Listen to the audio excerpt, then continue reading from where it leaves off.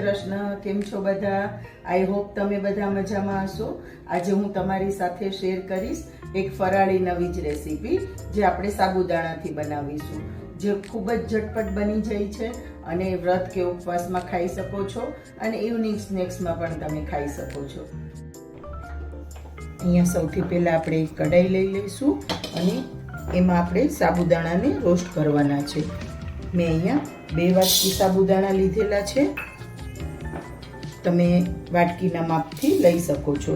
મેં અહીંયા 2 વાટકી સાબુદાણા લીધેલા છે અને આપણે એને સારી રીતે રોસ્ટ કરી લઈશું. એકદમ એનો કલર ચેન્જ નથી કરવાનો, ફક્ત થોડી વાર માટે 2 થી 3 મિનિટ માટે જ રોસ્ટ કરવાના છે, જેથી એમાં જે મોઇસ્ચર હોય એ નીકળી જાય. એનો કલર ચેન્જ ન થાય એ રીતે રોસ્ટ કરવાના છે. મેં મીડિયમ ફ્લેમ પર ગેસ રાખેલો છે.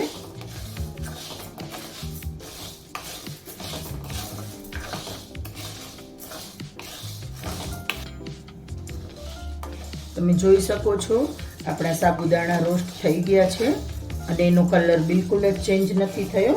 મેં 2 થી 3 મિનિટ માટે એને રોસ્ટ કરેલા છે. હવે આપણે સાબુદાણાને એક પ્લેટમાં કાઢી લઈશું.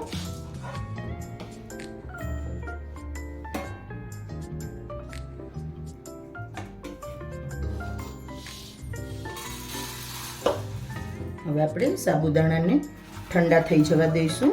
ત્યાં સુધીમાં આપણે સિંગદાણા રોસ્ટ કરી લઈશું. મેં અહીંયા 1 વાટકીના માપથી, જે વાટકીના માપથી મેં સાબુદાણા લીધેલા હતા એ જ વાટકીથી મેં 1 વાટકી સિંગદાણા લીધેલા છે. એને સારી રીતે રોસ્ટ કરી લઈશું આપણે. ત્યાં સુધીમાં આપણા સાબુદાણા પણ ઠંડા થઈ જશે.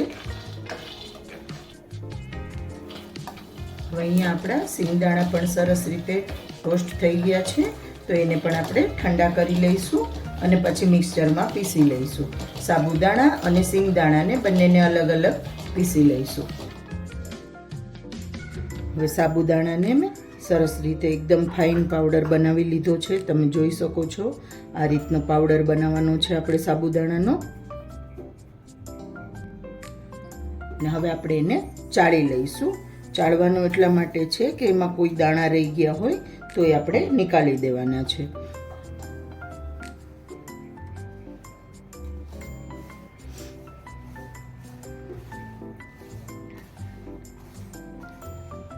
આ ડીશ તમે ઉપવાસમાં, વ્રતમાં બનાવી શકો છો અને એમ જ બાળકોને લંચ બોક્સમાં આપવા માટે, ક્યારેક નવું ટ્રાય કરવા માટે પણ બનાવી શકો છો. આ બાળકોને પણ ખૂબ જ પસંદ આવશે અને એકદમ ઇઝી ડીશ છે, ખૂબ જ ઝટપટ બની જાય એવી.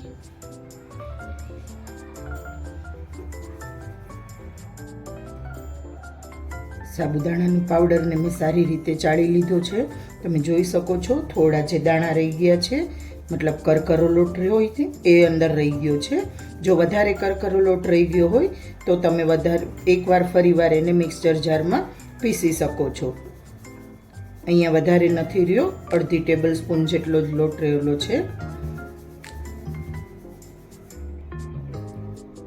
સાબુદાણાના લોટને આપણે સારી રીતે ચાળી લીધો છે. હવે આપણે જે સિંગદાણા શેકેલા હતા એનો ભૂકો કરીને લઈ લીધેલો છે. અને અહીંયા 1 ટેબલ સ્પૂન આખું જીરું લીધેલું છે મેં. અને બટેકાને મેશ કરીને લીધેલા છે. આપણે જે વાટકીથી સાબુદાણાનું માપ કરેલું હતું એ જ 2 વાટકી આપણે બટેકા લેવાના છે. મતલબ જેટલા આપણે સાબુદાણા હતા એ જ માપના બટેટા લેવાના છે. મેં અહીંયા બટેટાને બાફી અને મેશ કરીને લીધેલા છે. અને બટેટાને એકદમ ગરમ જ મેશ નથી કરવાના, ઠંડા થઈ જાય પછી મેશ કરવાના છે, નહીંતર એનું ચીકાશ વધારે રહેશે.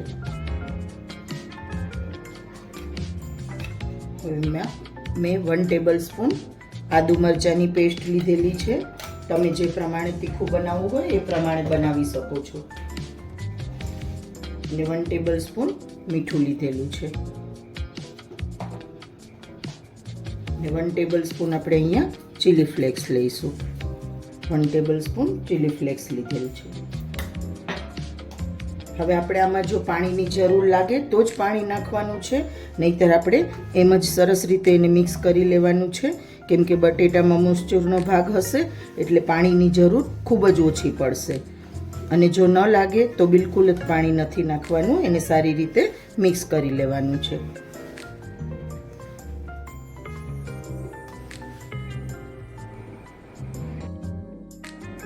અહીંયા મેં બધો લોટ બાંધી લીધો છે. તમે જોઈ શકો છો મને આટલો લોટ બાંધવામાં 5 થી 6 ટેબલ સ્પૂન પાણીની જરૂર પડેલી હતી, કેમ કે મેં બટેટા ખૂબ જ વહેલા બાફીને રાખી દીધેલા હતા. એટલા માટે આમાં વધારે પાણીની જરૂર નથી પડતી અને લોટ પણ આપણે કઠણ જ રાખવાનો છે. આપણે રોટલીનો લોટ બાંધીએ એટલો ઢીલો લોટ નથી કરવાનો. હવે આપણે એમાં થોડું તેલ નાખી અને એને સારી રીતે મસળી લઈશું. મેં અહીંયા એને 1/2 ટેબલ સ્પૂન જેટલું તેલ લીધેલું છે અને લોટને સારી રીતે મસળી લીધો છે. તમે જોઈ શકો છો બહુ વધારે તેલનો ઉપયોગ નથી કરવાનો આપણે લોટમાં. હવે લોટને મેં સારી રીતે મસળીને લઈ લીધેલો છે અને એનો લોટમાંથી એકદમ મોટો લુવો લીધેલો છે. હવે આપણે એને પરોઠાની જેમ વણી લેવાનું છે. આપણે સ્ક્વેર શેપ કે રાઉન્ડ શેપ કોઈ પણ શેપમાં તમે પરોઠું વણી શકો છો. હવે અહીંયા હું એને એકદમ પહેલાં રાઉન્ડ શેપમાં જ વણું છું, પછી આપણે એમાંથી એનો સ્ક્વેર શેપ કરી દઈશું કટ કરીને. તો અહીંયા આપણે પરોઠાનો લુવો થોડો મોટો લેવાનો છે અને એકદમ થિકનેસવાળું થોડું જાડું પરોઠું વણવાનું છે. સાવ પતલા પરોઠા આપણે જેવા પરોઠા સાદા બનાવીએ એ રીતે નથી વણવાનું. તમે જોઈ શકો છો મેં અહીંયા ઓટામણ માટે રાજગરાનો લોટ લીધેલો છે. તમે કોઈ પણ ફરાળી લોટ લઈ શકો છો. મારી પાસે અત્યારે રાજગરાનો લોટ અવેલેબલ હતો તો મેં રાજગરાનો લોટ લઈ લીધેલો છે. અને હવે આપણે એને સારી રીતે વણી લઈશું. અને બીજા ગેસ પર મેં તેલ પણ ગરમ કરવા મૂકી દીધેલું છે. તો આ બાજુ આપણે પરોઠું વણીને રેડી કરી લઈશું, ત્યાં સુધીમાં આપણું તેલ પણ ગરમ થઈ જશે. હવે મેં અહીંયા જે પાટલીની સાઈઝ હતી એ જ સાઈઝનો પરોઠું વણી લીધું છે, એકદમ મોટી સાઈઝનું. હવે આપણે એને સ્ક્વેર શેપ આપી દઈશું ને હું તમને કટ કરીને બતાવું છું કે મેં કઈ સાઈઝમાં સ્ટીક બનાવું છું. તમને જો સ્ક્વેર શેપમાં પસંદ હોય તો તમે સ્ક્વેર શેપમાં પણ એને કટ કરી શકો છો, પણ મેં અહીંયા એને લાંબી સ્ટીકના શેપમાં કટ કરીને હું તળવાની છું. તમને જે પસંદ હોય એ શેપમાં તમે કટિંગ કરી શકો છો. અને આમાં સાઈડનો પાર્ટ તમારે કાઢવો હોય તો એ તમે નાઈફની મદદથી કાઢી શકો છો. અને એનો સ્ક્વેર શેપ મેં બનાવી લીધો છે. હવે આપણે એમાં લાંબી સ્ટીકનો એને શેપ આપી દઈશું, કટ કરી લઈશું. હવે અહીંયા હું એકદમ લાંબી સ્ટીક, એક પરોઠામાંથી તમે 8 થી 10 સ્ટીક બનાવી શકો છો. હવે હું અહીંયા એ રીતે એને કટ કરી દઈશ, 8 થી 10 સ્ટીક કટ કરી લઈશ. અને મેં અહીંયા સાઈડનો પાર્ટ હતો એ કાઢી લીધો છે. તમે જોઈ શકો છો મેં અહીંયા એને લાંબી સ્ટીક એકદમ બનાવી છે. તમને પસંદ હોય તો તમે નાના નાના પીસમાં પણ કટ કરી શકો છો. મેં અહીંયા લાંબી સ્ટીકમાં કટ કરેલું છે.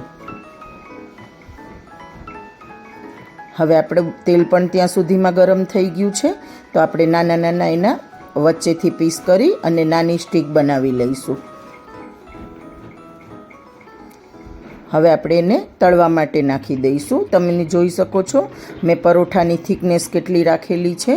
આ થિકનેસ રાખીને તમારે તળવાના છે, એકદમ પતલું પરોઠું નથી વણવાનું. તો ચાલો હવે આપણે એને તળવા માટે નાખી દઈએ. ત્યાં સુધીમાં તેલ પણ સરસ ગરમ થઈ ગયું છે. પહેલાં આપણે ચેક કરી લઈશું કે આપણું તેલ કેટલું ગરમ થઈ ગયું છે. અને આને આટલી સ્ટીકને તળાતા માટે તમારે કમસે કમ 5 થી 6 મિનિટનો સમય લાગશે. મેં સાઈડનો પાર્ટ કાઢી નાખેલો છે અને સરખી સ્ટીક હતી એ બધી લઈ લીધેલી છે. મેં અહીંયા પહેલાં તેલ ચેક કરી લઈશ કે તેલ સારી રીતે ગરમ થઈ ગયું છે કે નહીં. તમે જોઈ શકો છો તેલ આપણું સરસ રીતે ગરમ થઈ ગયું છે. આપણે સ્ટીક નાખશું તો એકદમ જ ઉપર આવી જશે. તો હવે હું અહીંયા બધી જે મેં સ્ટીક કરેલી છે એ એમાં નાખી દઈશ. અને ગેસની ફ્લેમને અત્યારે મેં સાવ સ્લો કરી દીધી છે. બધા પીસ આપણે એમાં ઉમેરી દઈએ, પછી આપણે ગેસની ફ્લેમને મીડિયમ ટુ સ્લો રાખીને તળવાનું છે. તમે એકદમ ફાસ્ટ ગેસ પર તળશો તો અંદરથી એ કાચા રહી જશે અને બહારથી એકદમ વધારે ક્રિસ્પી થઈ જશે. એટલા માટે આપણે એને મીડિયમ ટુ સ્લો ગેસની ફ્લેમ રાખવાની છે અને બધા પીસને સારી રીતે તળી લેવાના છે. ગોલ્ડન બ્રાઉન થાય ત્યાં સુધી તળવાના છે આપણે બધા પીસ. બધા પીસ અહીંયા ઉપર આવી ગયા છે. હવે 2 મિનિટ 3 મિનિટ થાય પછી આપણે પીસને આપણે પલટાવી લઈશું. 2 થી 3 મિનિટ પહેલાં તળાવવા દઈશું. પછી આપણે પીસને બીજી બાજુ પલટાવી દઈશું અને બીજી બાજુ પણ આપણે એને ગોલ્ડન બ્રાઉન થાય ત્યાં સુધી તળવાના છે. એટલે હવે આપણે એને પલટાવ્યા પછી હજુ 3 થી 4 મિનિટ માટે આપણે એને તળાવવા દેવાના છે. અને આમાં તમને નાના નાના સ્ક્વેર શેપ કરવો હોય તો એ પણ કરી શકો છો. આપણે જે સાબુદાણાના વડા બનાવીએ છીએ એ વડામાં શેપ પણ બનાવી શકો છો. તમે આમાં સાબુદાણા વડા બનાવો એમાં આપણે સાબુદાણા પલાળવાનું ને એ બધું અગાઉથી પ્રિપરેશન કરવી પડે છે. એ પલાળવાની ઝંઝટ વગર જ તમે ઇન્સ્ટન્ટ સાબુદાણા વડા બનાવી શકો છો.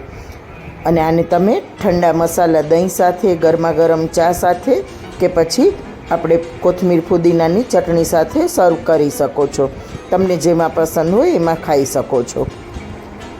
ને હવે આપણે એને જોઈ શકો છો તમે એકદમ સરસ આપણા મીડિયમ ટુ સ્લો ગેસ પર સરસ પીસ તળાઈ રહ્યા છે આપણા. હું રોજે તો એમ નોર્મલી સાબુદાણા વડાનો શેપ આપું છું, પણ આજે મેં સ્ટીકના શેપમાં બનાવેલા છે. અને આ રેસીપી તમે જરૂરથી એકવાર ટ્રાય કરજો. તમે જોઈ શકો છો હવે ગોલ્ડન બ્રાઉન કલર સરસ આવી ગયો છે. આપણા પીસ તળાઈને એકદમ સરસ ક્રિસ્પી થઈ ગયા છે. આ નાસ્તો તમને એકદમ જ ક્રિસ્પી છે એટલે ખાવામાં ખૂબ જ મજા આવશે અને બાળકોને તો ખાસ જ પસંદ આવશે. તો મારો વિડીયો ગમ્યો હોય તો કોમેન્ટ બોક્સમાં જરૂરથી જણાવજો અને લાઈક અને શેર કરજો. મારી ચેનલ પર નવા હોય તો સબસ્ક્રાઈબ કરજો. Thank you friends.